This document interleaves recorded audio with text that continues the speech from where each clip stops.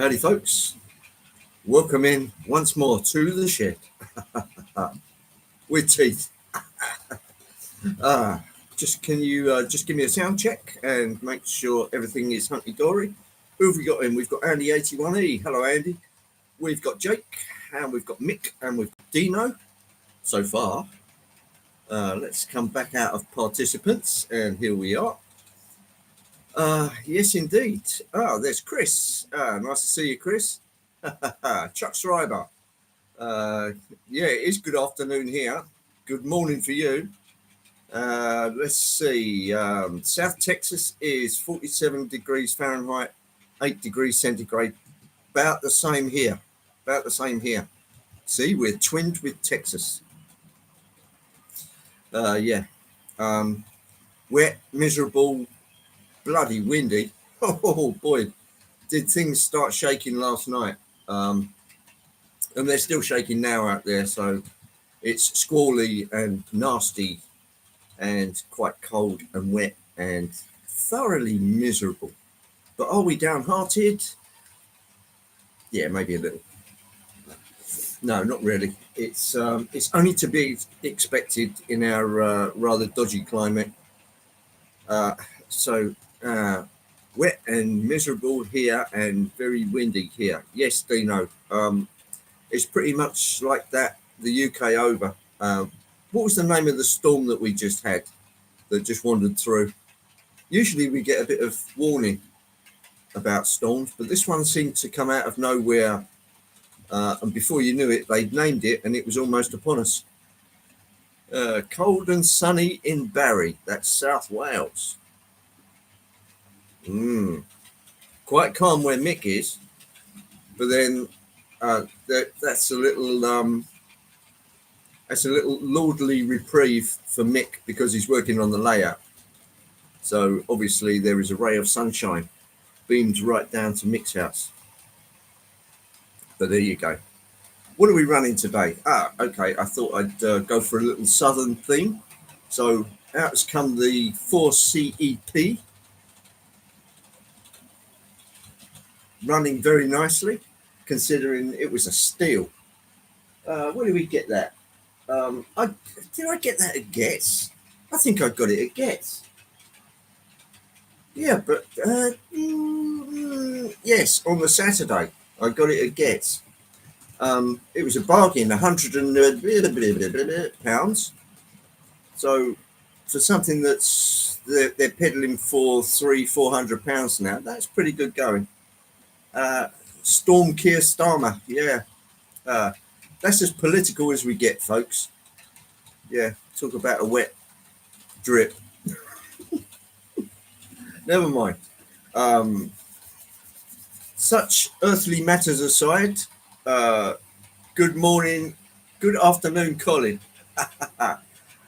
He's in the shed with a pint of tea and a double strip of custard creams.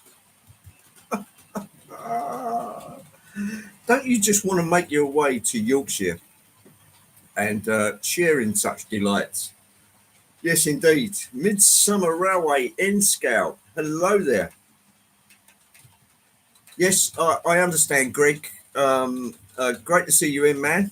And I hope you're bearing up under the weight of chemicals that is coursing through your veins. Roy Dennis. Hello, Roy. I hope the garage is up to spec and doing well. Something's brewing from Roy. I can feel it in my veins. There's going to be something coming out soon, I think. Probably a Christmas special, if I'm right.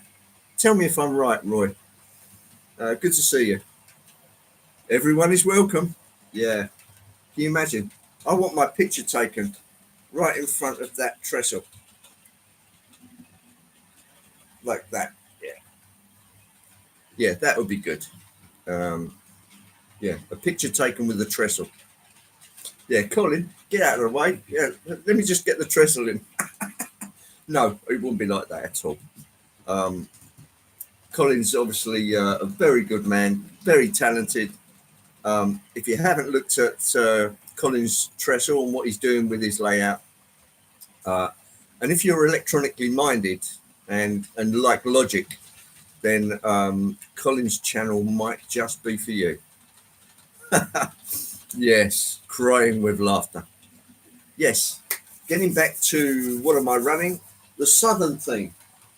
My birthday slipped along a week or so ago, so I did manage to get a couple of Backman birdcage coaches. They ain't cheap. So, yeah, special occasion. Colin's engaged. Thank you, Dino. Yeah, well worth a squint. Two birdcage coaches because I found that I had a malachite centre coach, but I don't think my dad ever got the end coaches. So that has been put right. A belated happy birthday. Yeah, thank you very much, Dino. I've been a bit laid up with shoulder problems. Yeah, you're not the only one to have shoulder problems, Roy. I think old, uh, young Robert Valentine has also got some shoulder problems. So not been in the garage for a couple of weeks now. So not got a video planned yet. I bet it's planned, or the seed of the plan is there, but you just haven't expedited it yet. Am I right, Roy? Yeah. So as soon as the frustration builds up to a certain level, Roy's going to say, "Oh, sod the shoulder, let's go." Um, it may not work out like that. I mean, depending on the severity of the shoulder problem. But a little while ago, I had an arm. It was a whole right arm problem. Now I'm right-handed, so I don't know if I slept on it or I did something awkward, but my whole arm just ached, and it was one solid ache. It wasn't a throbbing ache that comes and goes. It was there all the time. It was like a headache. Um, and day after day after day after day. It took over a month for I couldn't even figure out where the problem was. If it was in the shoulder and affected the whole arm, right to the tips of my fingers. Which I mean that those two fingers, the little finger and the ring finger, went numb on the tips, and I'm thinking, well, that's got to be some kind of nerve problem. And I don't know if it was wrist and it was affecting the shoulder as well, but it really did. It was just a horrible irritant. It was difficult to sleep, and oh man, it took an awful long time. It took over a month, and even then, I could just still feel it in the tips of these two fingers. It was a pain in the bum, but finally, it's back to normal. I can play guitar again. Oh, we've got Dwight Curley. Good morning, Dwight, with teeth.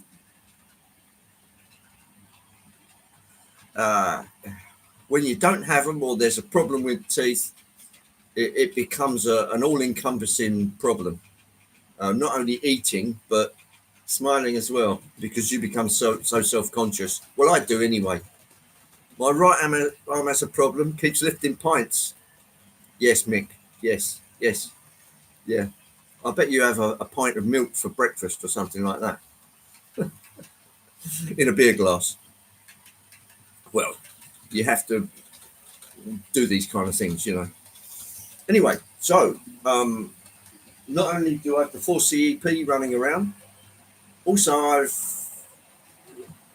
through the kindness of Richard, who got me the two birdcage coaches, I've got the Southern M7, which is a 044,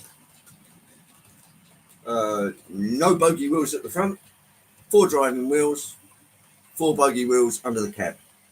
So it's an unusual arrangement. Like you, it affects both arms and hands. Yes, yeah. That's why I'm figuring it must have been my shoulder. So I don't know if I laid on it or what I did, but it that was 5 weeks worth of rehab, I think. I mean, I just left it alone. I added a bit of deep heat and maybe a hot water bottle or something like that to ease it. And if I had real trouble sleeping, then I'd take a painkiller like paracetamol or Codamol or something like that. And then that you could get past the ache to get some sleep. Steve Childers. And good morning to you, Steve. How's Oklahoma today? If it's anything like here, it's miserable. But no, it's probably fresh in Oklahoma, if I'm right. Anyway, good to see you, Steve. Oklahoma's good today. Okay. Quick, everybody, let's move to Oklahoma. Yeah. Poor old Steve, he wouldn't have a sock to call his own. But never mind. 43 degrees Fahrenheit this morning, which is above normal. Well, Steve, I'm afraid there is no normal with the UK climate. It's they can't fully predict it any more than 2 or 3 days ahead because it's just so torrid. It's 1 minute it's sunny, clear blue skies, but then you're going to suffer in the winter because with the clear skies, there's no clouds keeping the heat in and we get sub-zero. And then if the ground's already warm, then you're going to get fog and mist and that kind of thing. So it's a real mixed bag over here.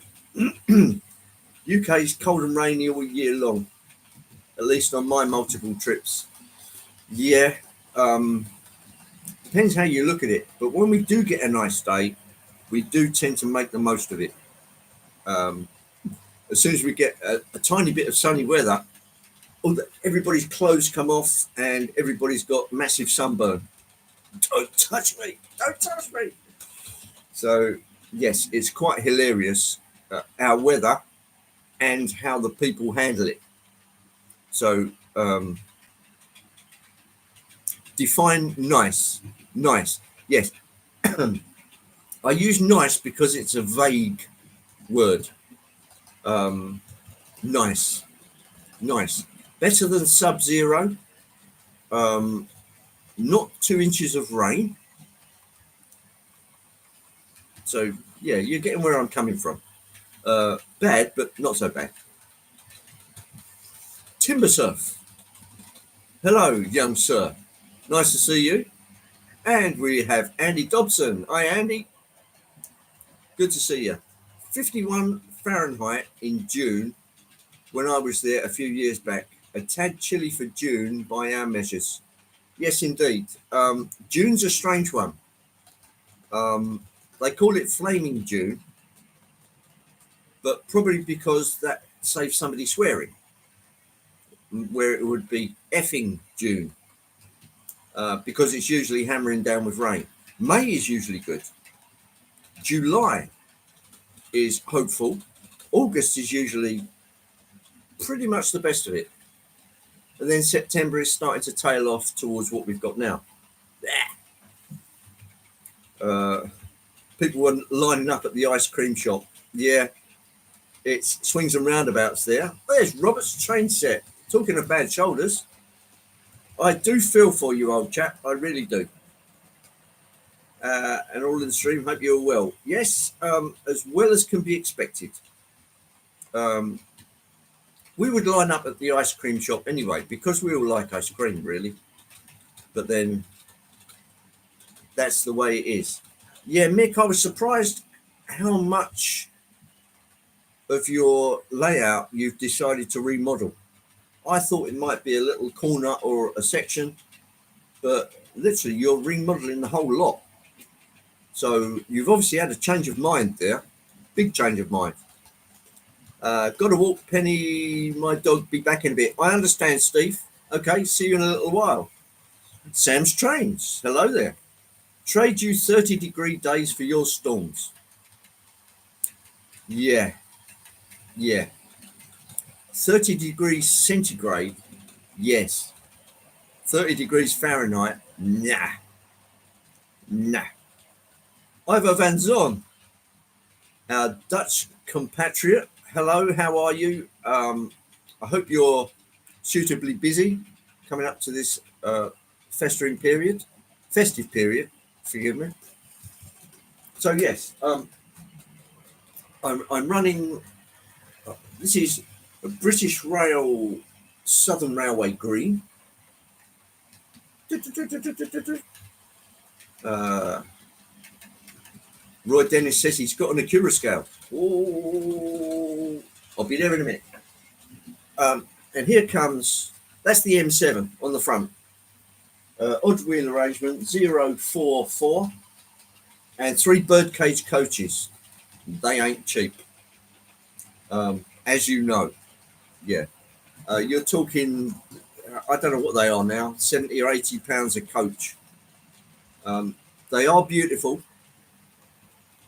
There is no doubt about it. Possibly some of Bachmann's best, because I noticed, I mean, I've got a fairly flat layout.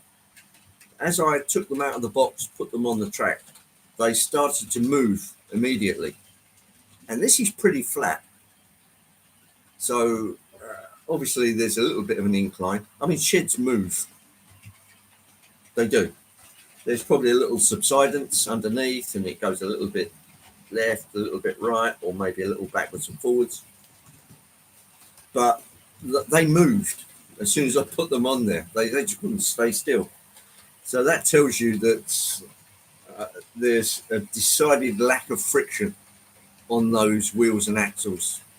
I mean, which is great, because I could put probably 2 or 3 birdcage trains together, and a little M7 could pull it. But that's what I'm running today. It's that green. It's malachite green. Not to everybody's taste, and it wasn't to my taste for years. I didn't have anything against Southern Region, but I just thought that the spam cans were ugly. They weren't streamlined like something like a Mallard or an LMS Duchess.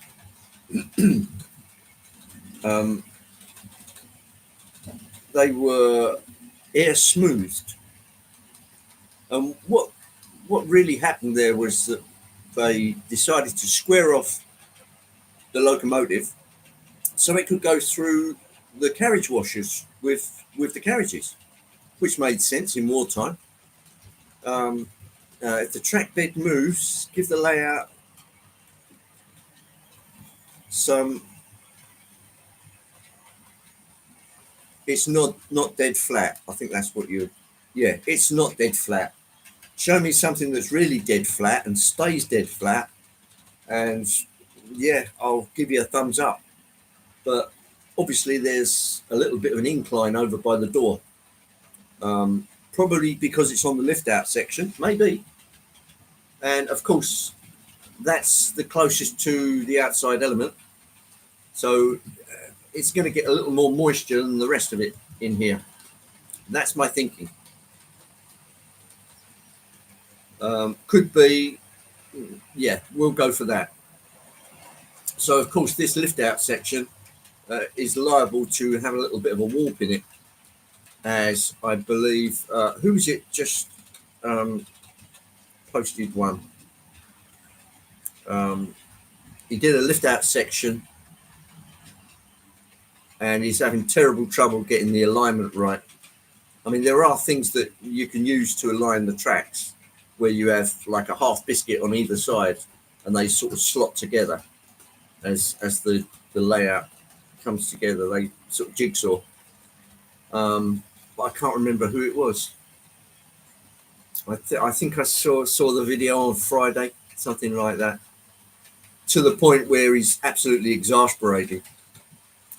Yeah. Not at all, Robert. I know you're suffering with your shoulder and it's making it awkward, really awkward.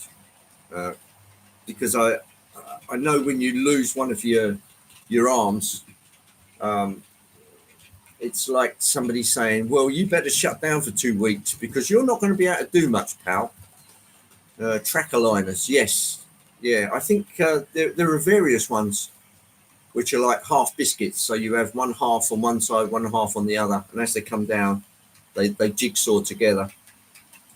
But even then, with things like plywood, the wood is organic, and it will swell up in the wet conditions, and it will shrink in the dry conditions, and cold and hot.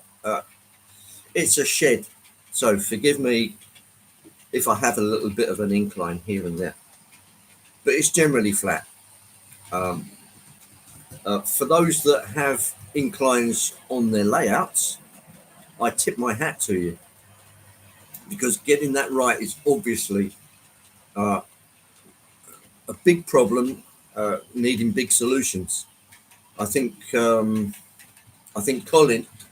that's a good benchmark, because Colin's got lots of mountains and things like that, and there are probably inclines. Correct me if I'm wrong, Colin. Stanover Model Railway is Mark. Hello, Mark. Nice to see you. How's the South Coast? I hope it's a little better than what we have here. Uh, and looking at the weather, it looks like it's probably heading for Ivo. So it might get wet and windy for you, Ivo. I hope it's shot its bolt by the time it gets to you. Um, yeah, the reference point that you choose. Yes. Where's the reference point in a shed? The centre? Possibly. Uh, having a Southern Railway thing today. Yes, I am, because it's one of those missing link things, Mark, where I inherited a centre coach of birdcage stock from my dad, but the two ends weren't there. The bits with the birdcage on it, as you can see when it comes past, right here, and at the other end, right here, it's one of those guards ducket type things on the roof where you stick your head up and you can see right across the train. A datum point mandate for all sheds. Yeah, we should have one. Both horizontal, latitude and longitude, and vertitude, something like that. But yeah, things move. Uh, it's. I feel a little envious looking at Mick, where he's got his train set up in a room, and obviously Robert's in an attic, and also he's got his shunting layout down somewhere where it's easily accessible, and you can just grab a cup of coffee, sit down and start, which is great. Obviously, it takes me a little bit of time to get the power on, the heating on up in the shed, and get things moving, clean track. It's a busy hobby. I think you'll probably agree with me. Still a bit windy and showery down here. It's pretty much the same here, Mark. Conservatory, yes, yeah, but it's good. Get out your shed's chronometer to work out the longitude. Yeah, I'll just get the sextant and the theodolite out. Yeah, if I could see the sun, I would do that, but we can't. Never mind. There's Mum and Son Train Rail fans. That's Tammy and Ray. Good morning to you, and I hope you're not knee deep in snow. I know Ray would love it, but yeah, I don't go for snow. Don't go for the snow. There's no heat in it like the loft. Yeah, but when it gets cold up in the loft, it really does get cold, and it can soak right through into your bones. But if you can just slip out into the conservatory, you could go out there, enjoy yourself for an hour, nip back in, and be none the worse for it. use the sat nav. Yes, there's lots of things on mobile phones, inclinometers. Um, there's global positioning. I've just spotted a spider up there. It just threw me a minute. Get back in there, Boris. I told you about coming out when I'm doing a live stream. I'm talking to spiders now. Losing it. No snow here, just cold. We love to have snow. Get ice storms. It's not unknown to have ice storms here, which can shatter the overhead power lines. Uh, it's a really odd thing, but there is some footage on YouTube where they've had an ice storm, and the incredible weight and the cold has shattered these power pylons. I mean, really. Phew. Has it got a ticket? No, you're not getting on the train without a ticket. Oh. Yeah, the spider knows I'm using the web. Boom, boom. Nice one, Andy. There's Anthony Dodge, the model train outsider. A great enabler for the channel. For those that tuned into Anthony's, what would you call it? Arty Light last night. It was absolutely hilarious. Some of the subjects that were touched on were just absolutely hilarious. Yeah, I won't go into it. You can watch it for yourself. But yeah, very, very funny. It's not the weight, it's the wind shape of the ice that lifts them off the supports. Yeah, that's a valid point, because the wind, you've got to take into account the wind chill. Mark retracted a message. Didn't get a chance for that one. Sorry. Oh, Kyle Stevens. Hello there. Nice to see you.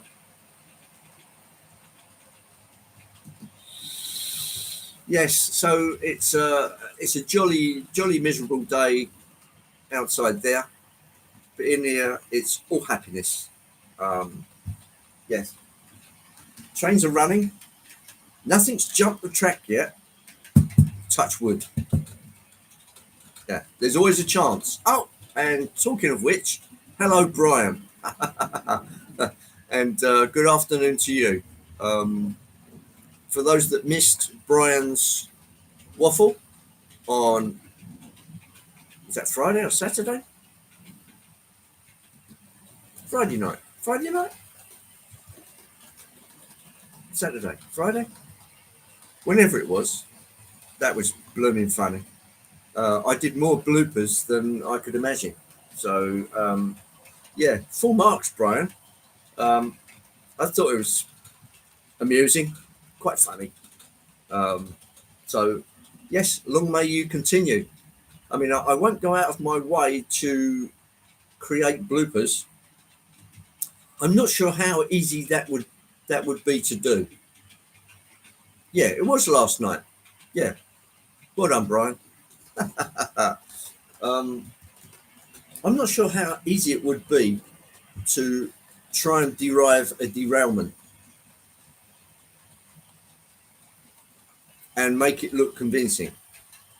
I think if you tried to force it, it would look false. And yeah, no, you're gonna have to just let it happen.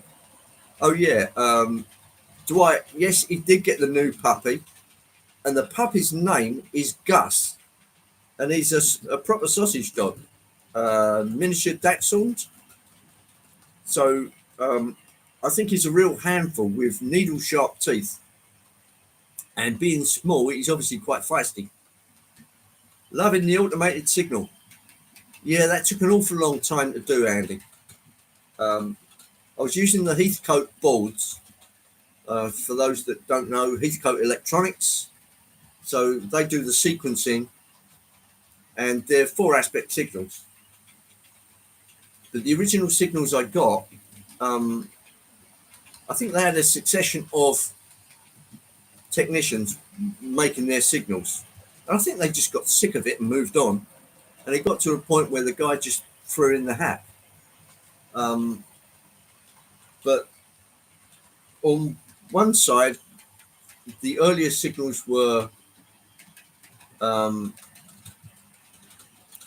cathode for the LEDs. And I got these Chinese ones, which were dirt cheap, but it meant common anode. So all of the positives on the LEDs are all common. And all you have to do is just speak to Clive at his Coat Electronics and just say, can I have a positive anode? And he will do that. So, yeah, they worked out okay, but it took an awful long time to get around to doing them. Currently packing shopping away and then doing your parcel, Chris. Oh, that means teeth are razor sharp. Yeah, I'll bet they are, Brian. I remember from when Blondie was a little ball of fluff. The teeth, as soon as it went in, it would leave a mark straight away. And depending on the severity, there'd be blood rising as well. Vicious little buggers. But they calm down. They calm down. Prefer a hot dog. Yeah, well, Brian's little doggy is the nearest thing you'll get to a hot dog because, yeah, that's a real little sausage dog. I mean, he looks a little darling, but, yeah, looks can be deceiving. Anyway, let's get you down onto the trackage so you can see some of the action. I'm just wondering where the best spot is. I mean, there's two good spots on the layout, but let's get you down and I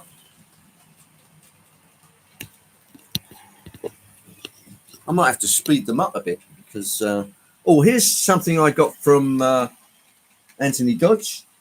These are 3D printed inserts that actually go inside the Overton coaches that I've got.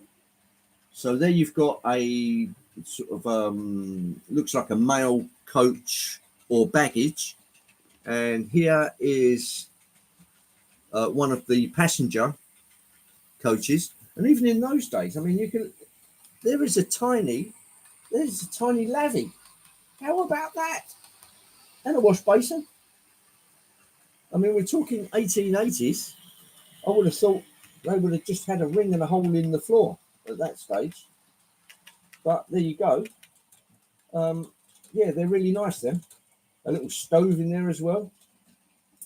So that's something I will be working on as I put the kits together. And around we go. Here's one of the Chinese signals. That will go from yellow, and then as the train progresses around the layout, it will go to double yellow. And then as the train clears the next section, it will go to green. There you go. And then as it passes it, across the sensor, back to red, and the whole sequence changes. Here's some ground signals. If they're looking a little unsteady on themselves, like a little flashy, the uncontrolled voltage you get out of the back of a gauge master can be a little sketchy. It's not very well smoothed. So that's why they always look a little bit flickery. Let me just get back to there. There's a lot of new videos on YouTube to put signals in the track plan. I trains and operates them.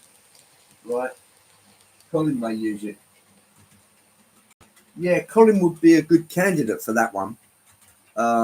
Because he's got a good understanding of the logic of it. Yeah, you may well be able to get something like these, which are 4 aspects or 3 aspects, or have indeed a feather on it. so you can change tracks and that kind of jazz. There goes the 4CEP, one of Bachmann's finest. The M7 is a Hornby, and I think you'll agree this is another one where Hornby did a bang-up job on this. I'll be the first to criticise, but I'll always also be the first to pat them on the back when they come up with something really good, and they did on that occasion. USA trains did have way longer distances between stations. That's why they came with toilets at an early stage. Oh, how about that? Thanks for that, Ivo. Yeah, that one, I never thought about it, to tell you the truth. But I would imagine it would have become an issue fairly quickly, because I think things would have got quite messy. Yes, just walk this way into the cattle car, madam.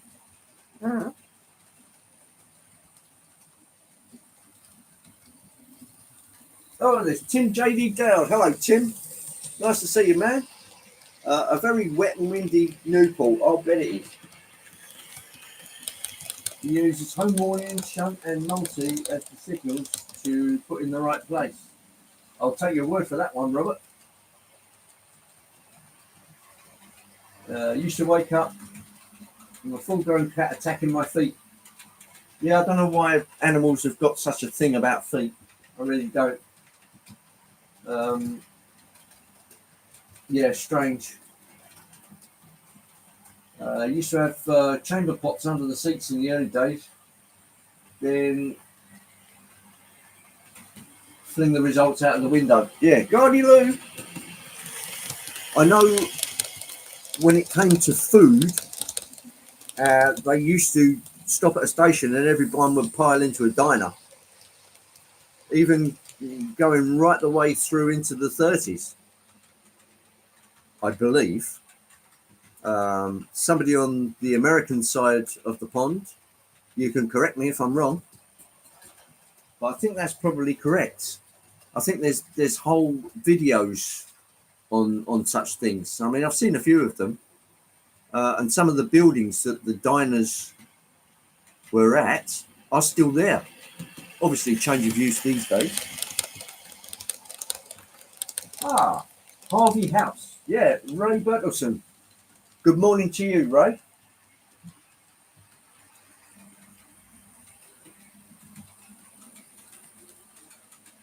Yes, Colin, that's really why they call it the cess. The cess, looking at this track, would have been that side of the track. This is known as the 6 foot. There's 6 foot generally between the tracks, and the 4 foot 8.5 gauge is known as the 4 foot. That's the way I understand it, talking to Richard, because he has to walk on all the ballast, obviously, to get to where he's doing his signalling or point work or whatever. So yeah, with the advent of storage systems, which actually store all of the toilet results, it's cleaned up the railway quite a bit.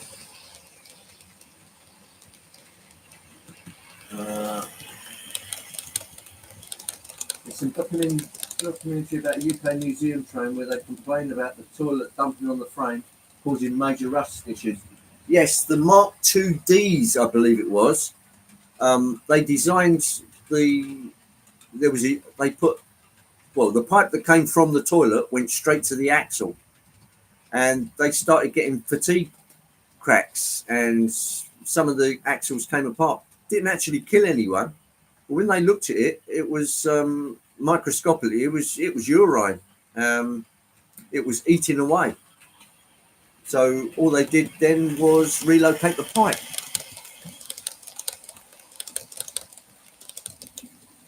Yeah, flourishing tomato plants. Of course, you can't digest tomato seeds; they pass right through you. And of course, they pass right through you, sitting in a ready-made fertilizer. So hence you get your tomato plants. Amtrak only changed the tanks for the toilets to flush into the train because some poor person on the bridge got rained on and sued them. That's a lovely story.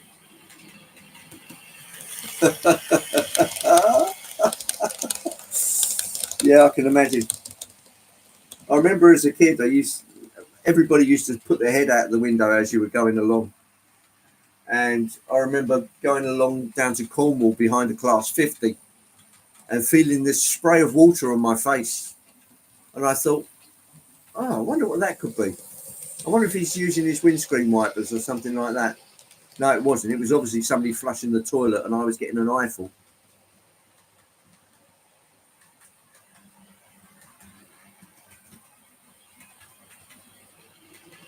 Whoa, some Euro train toilets still have a sign that says do not use in station. To tell you the truth, King's Cross, I walk down platform 1 every day on the way to work. And a brief look down at the ballast and what was down there, lots of newspaper, plastic packets, and the rest of it was unmentionable toiletries. Really horrendous. But these things used to happen. David Hall, good afternoon to you. How are we doing today? Not bad. It's cold, it's windy out there, but in here, everything is warm and calm. And touch wood, nothing's derailed yet, David.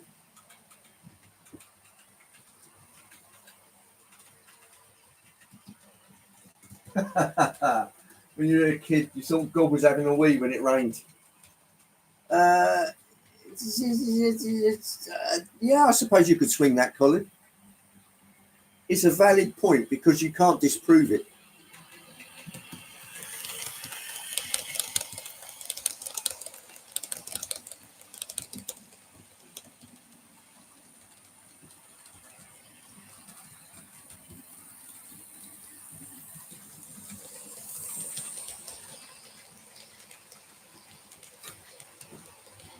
Here's one of the others.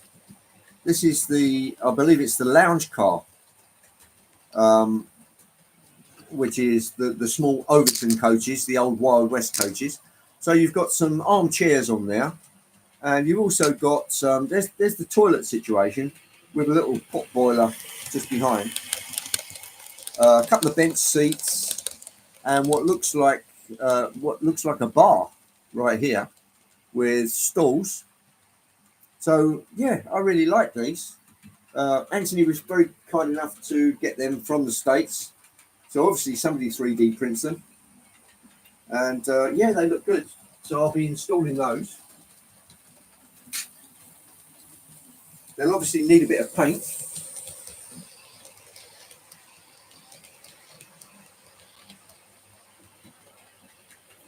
Uh, 34.23 at the moment. That's pretty good going. Oh, there's Eric. Oh, well, thanks, Eric. I thought I'd have a little bit of a green day today after a red last week. So the Southern Railway in both the UK and the US adopted green. Very similar greens, actually. You'll see a 4CEP coming from behind you in a minute, which was an electric third rail pickup train. And you can just see the third rails down here that would have picked up the juice. And there's another one just here. And that's the British Rail version of malachite green. And then on the other side, we have an M7, which is a tank engine, pulling some birdcage coaches, which really aren't cheap. The detail on them, the paint finish, absolutely fabulous. Let's just get the 4CEP out of the way.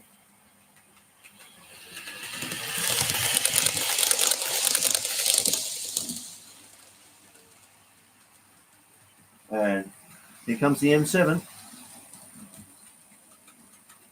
I'll just slow it down a bit there. There, one tank engine. And this is what we call malachite green. For the 1930s, 1940s, it must have been quite a nice bright colour because things must have been pretty dowdy back then. Right, up a bit speed.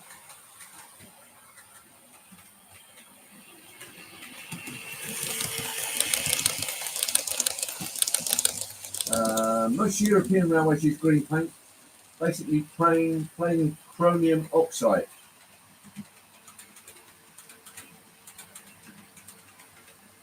I don't mind admitting I was short of a brain cell or two. Well, you've certainly made up for it now, Colin. With your complex systems and your knowledge of it. Yeah, there's no flies on Colin.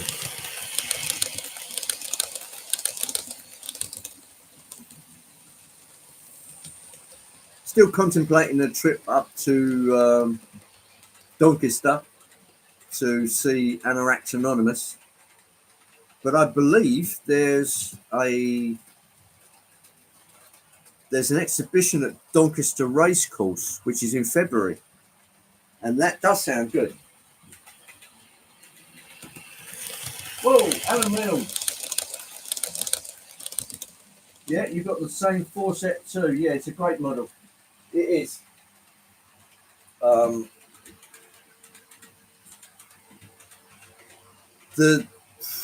Not the really early Bachmann stuff, which was, what do they call it? Split chassis. But the stuff they made around the turn of the millennium, it's still good today. I mean, Jerry Allen would tell you. Obviously, Jerry's been opening a few boxes that he's had in storage. So he's got an Acura Scale 37 that doesn't work. And he's got a Dapol 121 where the shafts are literally disintegrated on it. So he's not a happy bunny. But he will tell you himself, the older Bachmann models are still bashing away 20, 25, 30 years later.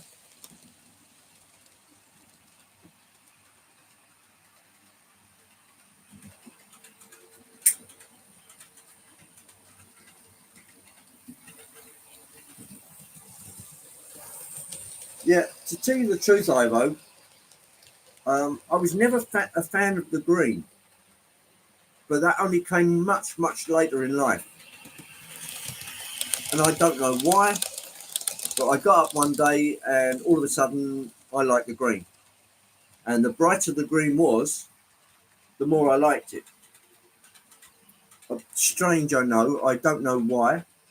And then all of a sudden I became very enamored with the span cans, the bullet Light Pacifics.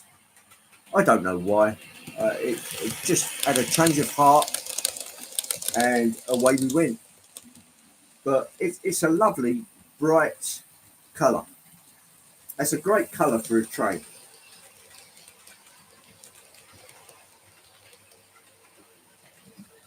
Had the same train, £100 from a sort of pawn shop. Absolutely, Robert.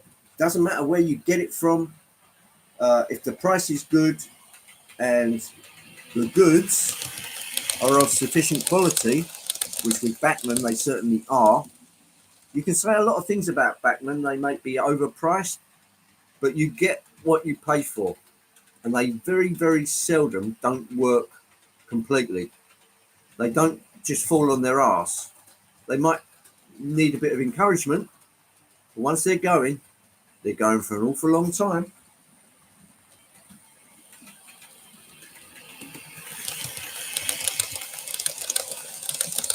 You'd have to put a decoder in it though. Yeah, well, I suppose if you want to run it, this is just running DC. Obviously, if I run I can't run a DC on this line and a DCC on that line. It's either all DCC or all DC.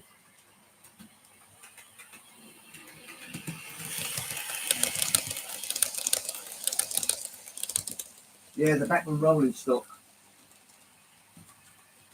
As I waxed earlier, as I was taking it out of the box, putting it on the track, it was starting to roll away, even the slightest incline. And as you can see, lovely, lovely paint scheme. The detail, just fabulous.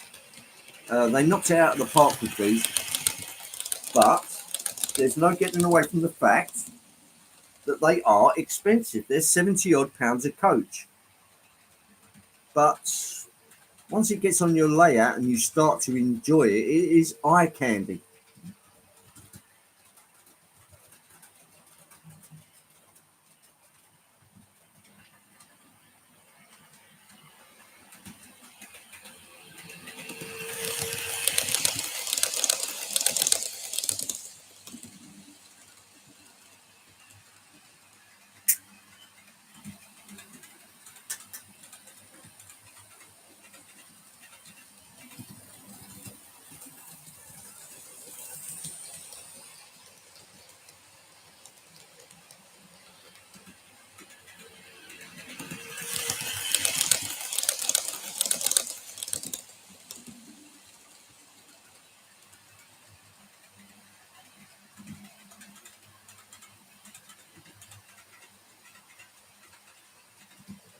Yeah, Tom, good morning to you. The Bachmann stuff in the States, I don't think there's much between Bachmann US and Bachmann UK except here.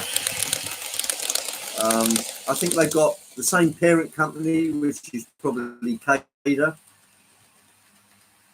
But apart from that, there's separate entities sharing a name, as far as I'm concerned. But I do like some of the Bachmann stuff they're doing now. But again, it's expensive.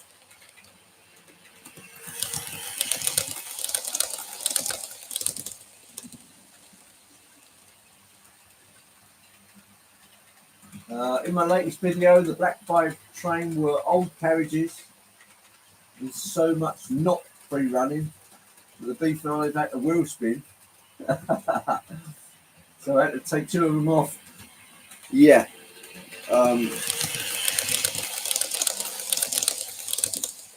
The older the wagons, the more friction you tend to find. I mean, I look at some of the old Triang stuff, and I'm amazed it worked at all. Some of it. I mean, the wheels were floating in and out of gauge. Incredible. But it was fun, and we used it, and we started a life of railways and railroading with it. You've got to have something that sparks the interest. And the Triang stuff was pretty robust, let's put it that way. Yeah, too lazy to oil them. Well, when you're a kid, you don't really think about that kind of nitty-gritty. That's usually a dad or an uncle thing. But then as we get down life's highway and we learn these things, it's nice to apply them to the hardware that we've actually got.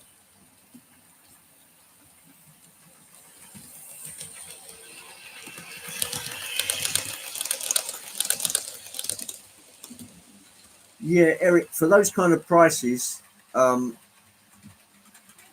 obviously you can demand the best from Bachmann. So if there's any problem with it, I find that Bachmann's service staff are second to none. Better than Acura Scale, Cavalex, you name it. Bachmann is the industry standard as far as I'm concerned. I haven't had much dealings with Hornby's service team, but the results have been sketchy there from what I hear.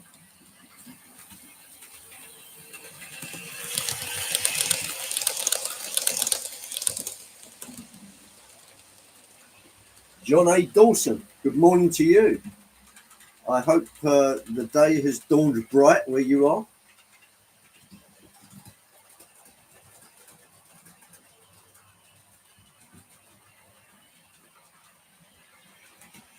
Oh, and we've got Deep Run Mike as well. I just spotted you at the top of the screen. Sorry about that. I missed you completely. Welcome in. I'm having a bit of a green day today, as you may well have spotted. A 4CEP 3-rail DC electric. Not that it's running 3 rails here, because I don't have the 3rd rail, but the real thing has pickup shoes which are mounted along the bogey. And on the other side, a Southern Railway M7 tank engine made by Hornby and 3 birdcage coaches. So called because if you look at the top of the coach, they have these, it's almost like a caboose where it's got a glazed area which the guard can actually look through and look right across the top of the train.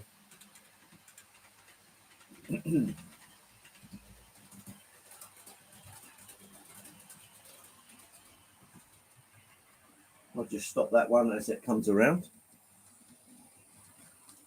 And as you can see, Bachmann have done a pretty good job of glazing that unit. There's obviously another one here. Yeah, fabulous detail. Great paint job. Go for it, 4CEP.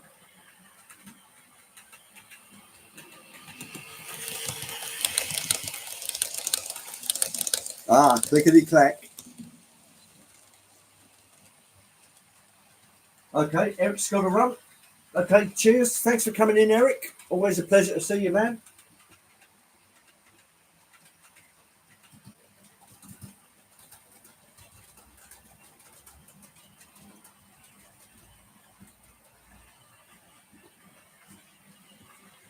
Let's see if I can just up the speed on that one a little. It's a tank engine, so it wouldn't be really chugging along too fast. I think that's sprightly.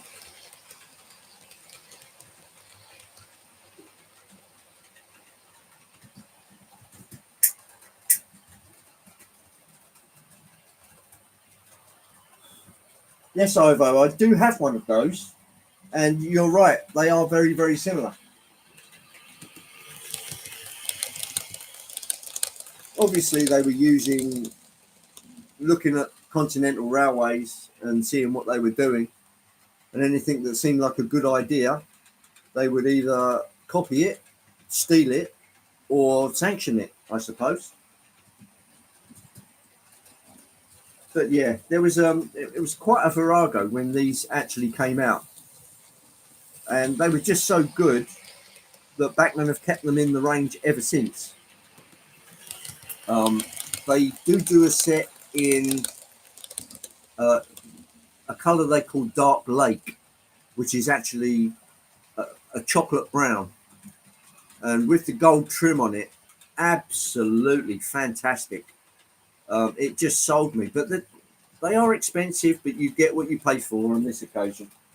No lights in it, but a superbly modelled carriage. Daypole replaces the dry shaft for free, used back in 65 mils. Ball window, oh, I missed that. Where are we? There we go. The ball ends on the shaft. Mine fitted and worked perfectly. Oh, yeah, well, that's good, Andy. I like that Bachmann have come up with a part that can actually do as well as the Daypole one, if not better. Did they have the first was James Bond having a fight up there? Yeah, something like that, Robert.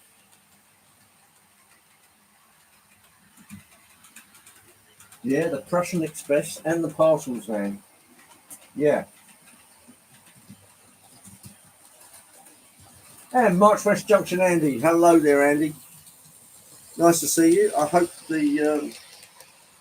hope your day has started well and is continuing that way.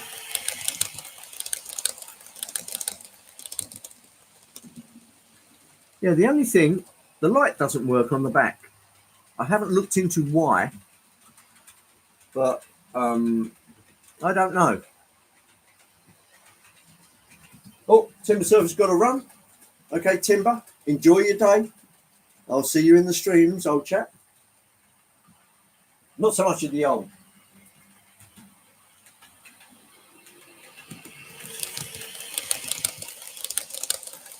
Oh, Jake's thinking of going live in an hour? Well, yeah, why not, Jake?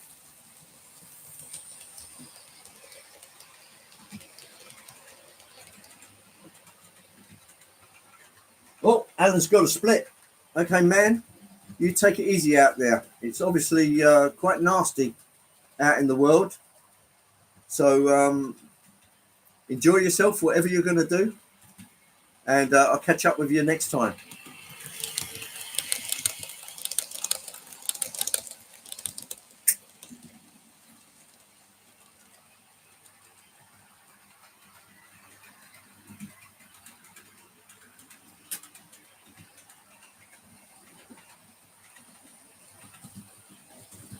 What's the weather like where you are, Mav?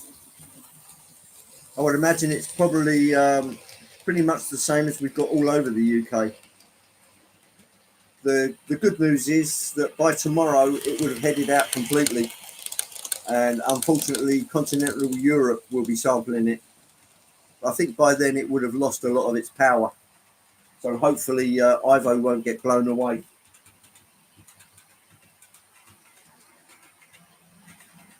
Leicester Station TMD Gary. Hello there, Gary.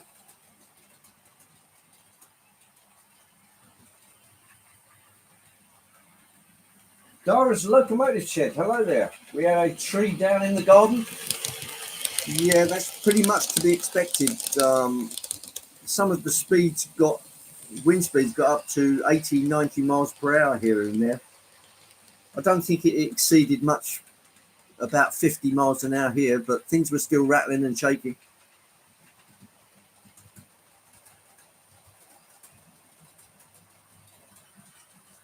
Okay, Tom. Always a pleasure seeing your Markling trains and all the other things, all the other lovely things that you've got on display.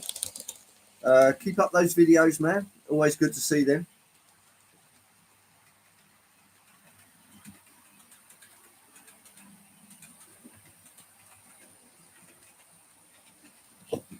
Right. Let's grab the.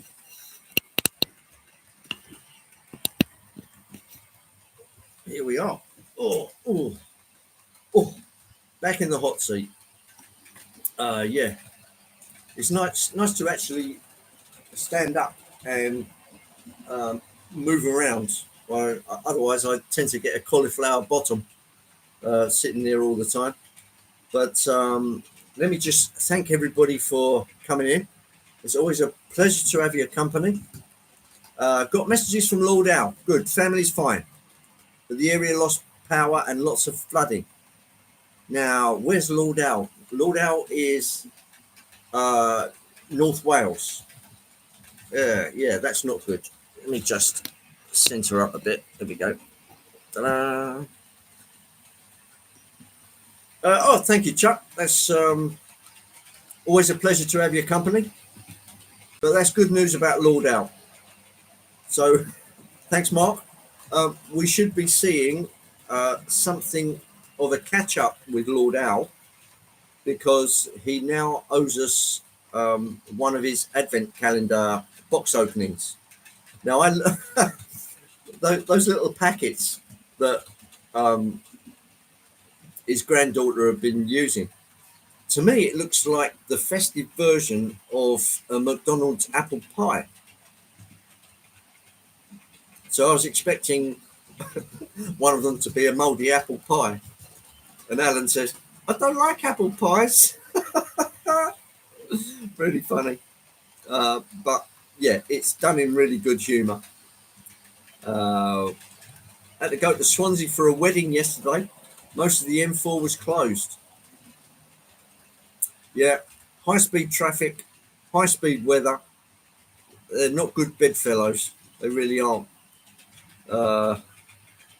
North East Wales over from Liverpool. Okay, Anthony, yeah. Well, you've been there. I haven't had that pleasure. Obviously, it's probably on my bucket list somewhere. But Mostyn on the River Dee. That sounds good in itself, doesn't it? Anyway, thanks everyone for coming in. I'm going to end it here. I'll do a little more, a few bits and pieces that I've got to catch up on, and then do a runner for the house, taking all my bits and pieces with me and trying not to get them wet. It is what it is. The weather is the weather, and we certainly seem to get some of it here. Thanks, Brian. Always a pleasure to see you, and Dino. Yeah, I've no idea what I'm running next week. Dwight Curley's on later at 7 o'clock UK time, so don't forget to tune into that one. I'm glad to see you're up and vertical, Robert, and I hope the shoulder, it will ease off sooner or later, but I think the older we get, the longer it takes. I mean, 5 weeks for a pinched nerve, that's and obviously, yeah, you've got a bit of muscle damage, so it's liable to take probably about 2 months. But never mind. Lord Al's Lavy's been relocated from Scotland to the Shetland Islands due to the storm. Well, I'm glad to hear it. We can't have Lord Al's Lavy inundated with water and wind, can we? Anything European? Yes, I do have my German train. And yeah, we could do a Tannenbaum Express. I'll think about it. Thank you for the suggestion, Ivo. Always welcome. And I do try to please without money.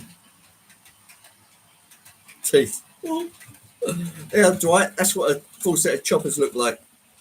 Yeah, it's obviously an ongoing joke with the teeth and that, but never mind. Scotland? He lives in North Wales. Well, did before the storm anyway. Yes, he's been relocated to Scotland by the wind. Never mind. Anyway, yes, running joke, teeth aside. Yes, they're all in firmly. Thank you very much. Auf Wiedersehen. Tschüss. I wish I could spell that. And happy trains. Thanks everybody for coming in. I stole that from Anthony. Shameless. Absolutely shameless. See you soon, boys and girls. Bye-bye.